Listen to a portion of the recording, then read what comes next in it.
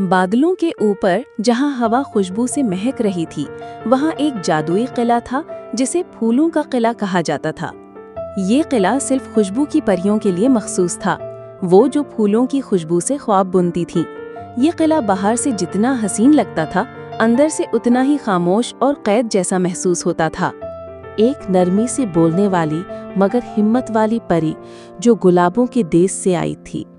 उसके परों से गुलाब की खुशबू आती थी और वो खुशबू से दूसरों के जख्म भरने की ताकत रखती थी। फरीना को किले में बुलाया गया। वजह, मलिका निराला ने उसे खास फूलों की महफिल में शिरकत के लिए चुना था।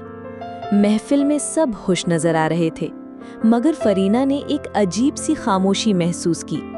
परियों की मुस्कुराहट में कुछ मसनूई था, जैसे वो सब कोई राज छुपा रही हों। अगले दिन फरीना ने किले से बाहर जाने की कोशिश की, मगर हर रास्ता बंद था। फूलों के दरवाजे बंद, खुशबू से लिपटा हुआ जाल और डार्ट परियां खामोश मगर कठपुतलियों की तरह हरकत कर रही थीं। एक पुरानी किताब की मदद से फरीना ने जाना कि ये किला कभी आज़ादी की जगह था, लेकिन अब ये जादुई कैद बन चुका है। फरीना ने रात को ख्वाब में एक सरगोशी सुनी। असल मलका कैद है, जो तख्त पर है वो कोई और है। इसी रात वो गुलाबों की दीवार के पीछे छिपी एक सुरंग में गई। वहां उसे एक जुड़ी हुई परी मिली, आंखों में रोशनी मगर परों पर जंजीर।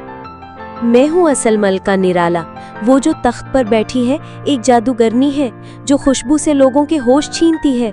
फरीना ने असल मलका को आजाद किया और फूलों की ताकत से जादूगरनी के सहर को तोड़ा। किले की दीवारें हिलने लगीं, फूलों के जाल जलने लगे और झूठी मलका की असल शक्ल, एक सियाह सूखी हुई शैडो परी, सबके सामने आ गई। किला फिर से रोशन हो गया। परियों के परों में खुशबू वापस आ गई और फरीना को फूलों की मुहाफिजा का लक़ब दिया गया।